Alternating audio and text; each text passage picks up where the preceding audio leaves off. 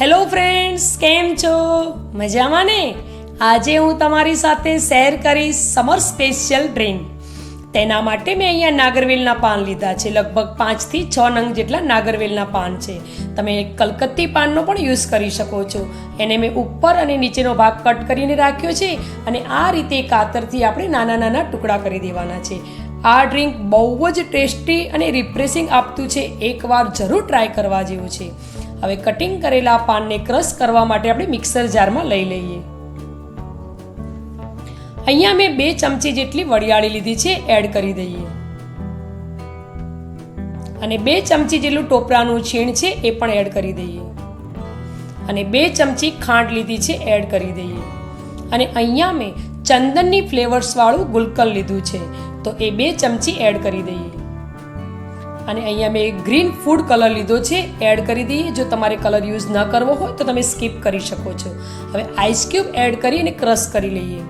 તો એકદમ સરસ રીતે ક્રશ થઈને તૈયાર થઈ ગયું. તમે જોઈ શકો છો કે આપણું એકદમ સરસ રીતે ક્રશ થઈ ગયું છે.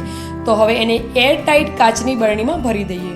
તમે એરટાઈટ કાચની બરણીમાં ભરીને ફ્રીજમાં 1 મહિના સુધી રાખી અને તેનો ઉપયોગ કરી શકો છો.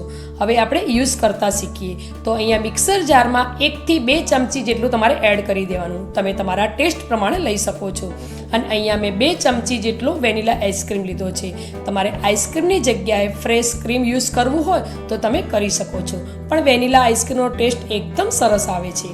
અને હવે ઉપરથી આપણે 1 ગ્લાસ જેટલું દૂધ એડ કરી અને ફરી ક્રશ કરી લેશું. તો એકદમ સરસ રીતે ક્રશ થઈને તૈયાર થઈ ગયું છે. તો આપણે સર્વ કરવા માટે ગ્લાસમાં લઈ લઈએ. તો એકદમ ટેસ્ટી રિફ્રેશિંગ આપતું આપણું સમર સ્પેશિયલ ડ્રિંક્સ તૈયાર થઈ ગયું છે. તો રાહ કોની જોવો છો? બનાવો ફટાફટ ઘરે. હવે આપણે ઉપરથી આઈસ ક્યુબ એડ કરી દઈશું. અને અહીંયા મેં ગ્રીન રંગીન વરિયાળી લીધી છે, એને આપણે ગાર્નિશિંગ કરી દઈએ. જો તમને મારી આજની આ રેસીપી પસંદ આવે તો તમે લાઈક કરજો, ફ્રેન્ડ્સ ફેમિલીમાં શેર કરજો અને સબસ્ક્રાઈબ કરવાનું તો ભૂલતા જ નહીં. બાજુમાં આવેલા બેલ આઇકનને પ્રેસ કરજો, જેથી કરીને તમને મારી અવનવી રેસીપીનો વિડીયો સૌથી પહેલો મળી જાય. નવી રેસીપી સાથે ફરી મળીશું.